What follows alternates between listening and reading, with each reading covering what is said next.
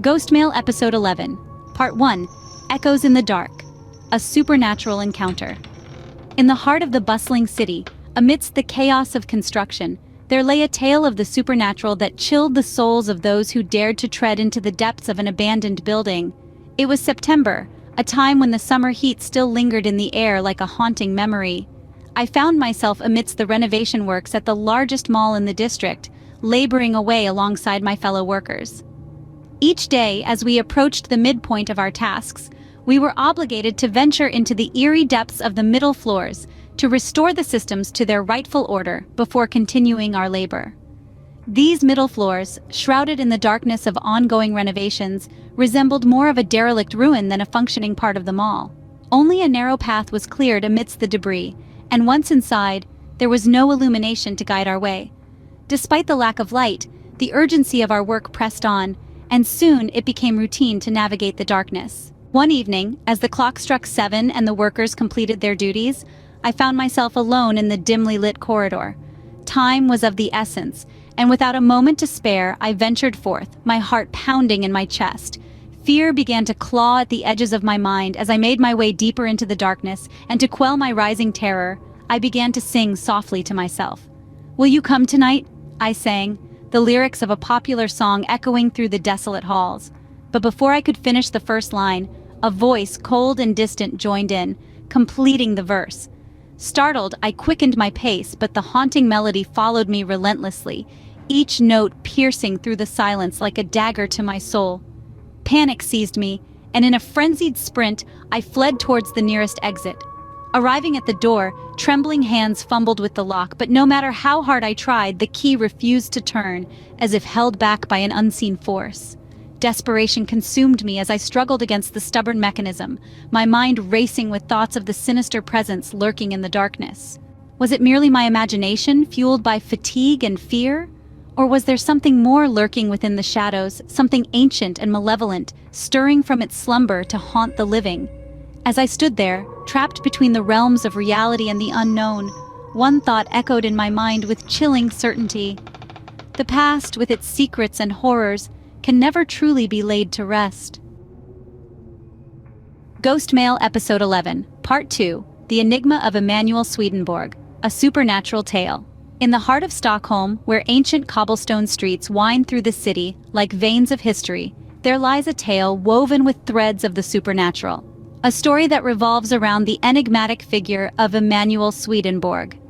It was a chilly autumn evening when Lars, a young scholar with a thirst for knowledge, found himself poring over the dusty tomes in the archives of the Royal Library. Among the stacks of old manuscripts and forgotten texts, he stumbled upon a collection of writings attributed to Swedenborg, the Zero Treatises. Intrigued by the mysterious reputation of the famed medium, Lars eagerly delved into the pages, eager to uncover the secrets hidden within. But as he read, he felt a chill creep down his spine, as if unseen eyes were watching him from the shadows. Unperturbed by the eerie atmosphere, Lars continued his study late into the night, his curiosity driving him ever deeper into the realms of the unknown.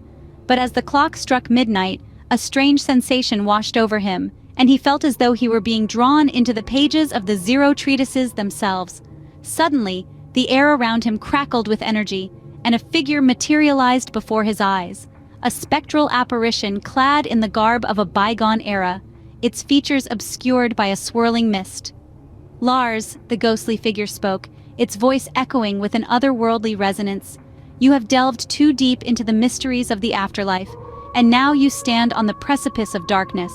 Shaken but undeterred, Lars pressed on, his thirst for knowledge overpowering his fear. He questioned the apparition about Swedenborg and the secrets he had uncovered in his lifetime. With each passing moment, the spectral figure's form began to waver, as if it were being pulled back into the ether from whence it came. Yet before it vanished completely, it imparted a cryptic warning to Lars. "Beware the truths you seek, for some secrets are best left buried in the shadows of the past." As the first light of dawn broke through the windows of the library, Lars found himself alone once more, the Zero Treatises lying open before him. But as he gazed upon the pages, he couldn't shake the feeling that he had glimpsed something far beyond the realm of mortal understanding. From that day forth, Lars dedicated himself to unraveling the mysteries of Swedenborg and the supernatural, driven by a newfound determination to uncover the truth, no matter the cost. But as he delved deeper into the enigma of the Zero Treatises, he couldn't shake the feeling that he was being watched by forces beyond his comprehension, lurking in the shadows, waiting to reveal their secrets to those brave enough to seek them out. GhostMail Episode 11, Part 3, Cortijo Jurado, the Haunted Mansion of Málaga. The bright sun of Costa del Sol begins to dim as dusk falls over the coastal city of Málaga. Amidst the bustling streets and vibrant nightlife, there lies a sinister spot, Cortijo Jurado, a looming Gothic mansion with a past as dark as the night itself. Known as Casa Encantada, or the Enchanted House, Cortijo Jurado whispers tales of horror and despair from its shadowy corners. Once the opulent residence of the wealthy Heredia family, it now stands as a grim reminder of Malaga's grim history. Legend speaks of a gruesome chapter in Malaga's past, when young girls began to vanish without a trace. Their bodies were discovered near the river, not far from the mansion's eerie silhouette. Whispers spread like wildfire, painting a macabre picture of tunnels and torture chambers hidden beneath the mansion's foundation, where the unfortunate girls met their grisly end in satanic rituals. But the horrors didn't end there. During the bloody civil war, Cortijo Jurado served as a hospital and prison, bearing witness to untold suffering and anguish. It is said that the walls themselves hold the echoes of screams and the lingering presence of tormented souls. Despite the bricking up of the tunnels, tales of disembodied voices, phantom screams, and inexplicable lights persist. Those brave enough to venture near the abandoned mansion speak of sudden chills and the sensation of icy hands gripping their flesh. Figures are said to materialize in the upstairs windows, only to vanish into the darkness when approached. Paranormal researchers have documented their experiences, adding fuel to the legends that surround Cortijo Jurado. Thrill seekers flock to the site, eager to unearth its secrets, but their actions only serve to further damage the decaying structure. In 2000, a film crew attempted to capture the mansion's eerie atmosphere, but their efforts were plagued by accidents and technical failures. The production was abandoned, leaving behind a trail of misfortune and unfinished business.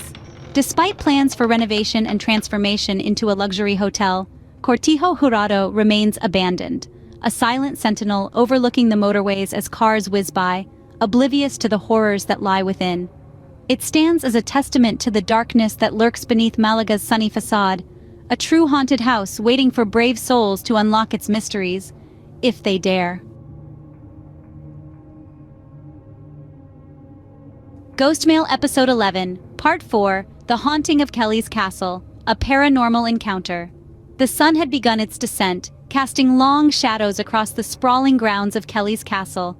Tourists wandered about, their voices mingling with the whispers of the past that seemed to echo through the abandoned halls.